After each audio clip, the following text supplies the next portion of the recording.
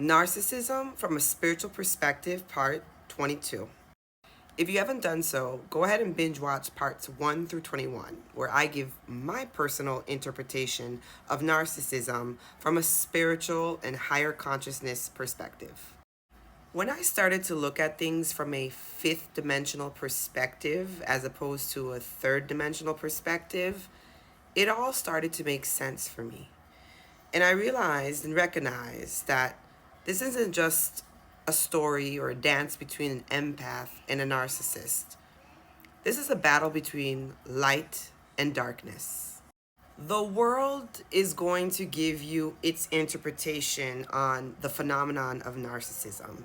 And that's okay if you choose to see things through a worldly perspective. Myself, on the other hand, decided to look at this from a spiritual perspective, primarily through a biblical lens, and I started to make sense of everything I had just experienced. I'm not into labels, right? But I use the term empath or chosen one because that's a modern term to describe someone that is operating on God's team, at least from my perspective, right?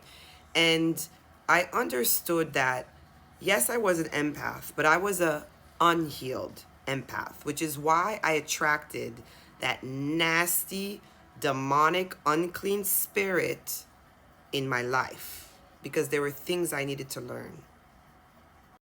What the enemy tried to throw my way, how the enemy tried to take me down through someone, a narcissist, God used that as my training season. You see, I had wounds. I had deep childhood wounds that was in vibrational alignment to the narcissist in my life. Once I discovered who the narcissist was and started holding the narcissist accountable, that's when the mask came off and I saw the demonic influence in that person. Physically, like it would manifest, and also through their actions. That narcissist did a 180-degree on me and tried to turn around and make themselves look like the victim.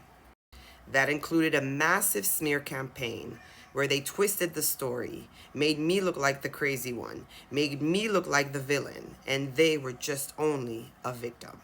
You see, that's what the spirits inside a narcissist do. They distort their reality. They make them push good people in their lives. They have no sense of identity. They're like chameleons.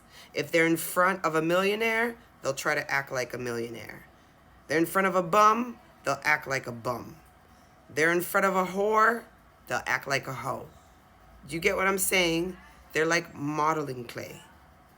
If you have a higher calling or a higher purpose over your life, the enemy is going to send a narcissist your way to try to dim your light.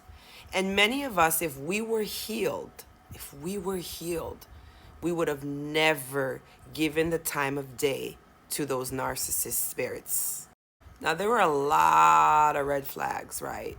But because when you're in your unhealed state, you tend to ignore those red flags, make up excuses. But eventually, those red flags will come catching up to you. And you'll realize those warnings were put in front of you all along, but you chose not to see them. The spirits operating inside of the narcissist work for Team Darkness. And they are so rooted inside the subconscious of the narcissist that even if it may appear for a little while, they are getting better. They're working on themselves. Those demonic spirits are so strong that if they don't have the fear of God in them, they'll be just brought into the hole that they've came out of. Narcissists are some of the most sick people I've ever encountered in my life. You see, they can justify the lies. They can justify the manipulation. They justify the cheating. They justify everything because all they can think about is themselves, their needs. And they've got to craft the narrative to make them look like the hero in the story. They're nothing but pawns for the enemy. They're nothing but houses for dark spirits. They're nothing but minions for Satan. And often, too many times, what holds the empath to the narcissist is what we call trauma bond. That's what the world will call it, trauma bond. But spiritually, we call it a soul tie.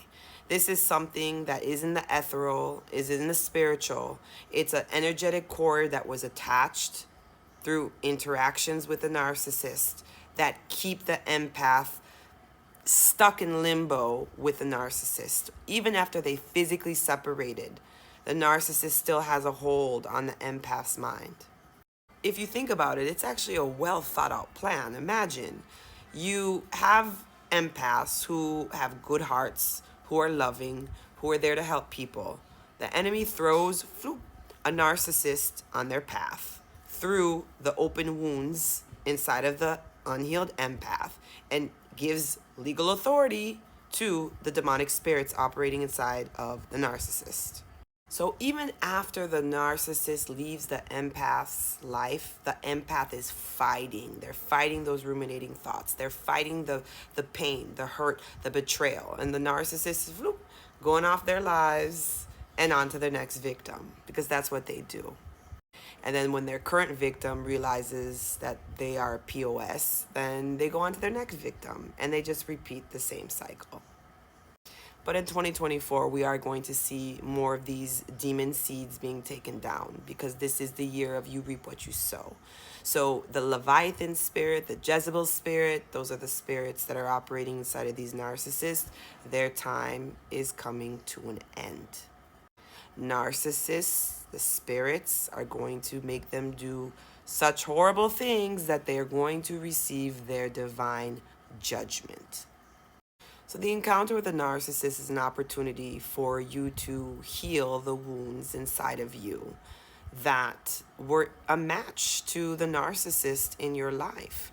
And you will get to get a better relationship with your creator. You'll understand your worth. You'll understand your value. You will learn so many things about yourself, and you will get to a point where you look at that demon seed from your past, and you'll see that they're still operating in the same frequency, most likely. That's if God didn't, touch their hearts. And you'll ask yourself, well, what was I thinking? The answer is you weren't thinking. You were operating in your wounds, and that's why you attracted that demon seed in your life.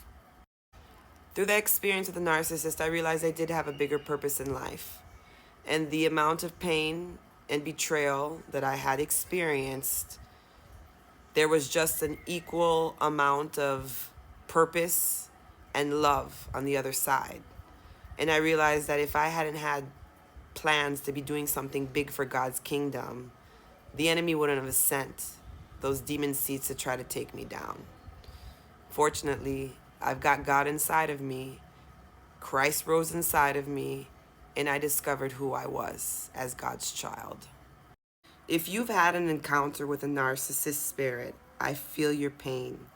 It is probably one of the most excruciating, horrible, horrific thing I have ever experienced. It's actually quite scary at times, because you ask yourself, who was I with this whole entire time? Because for someone to just flip on you at a drop of a dime, it makes you question a lot. For someone to tear you down when you were there for them can really break someone's heart.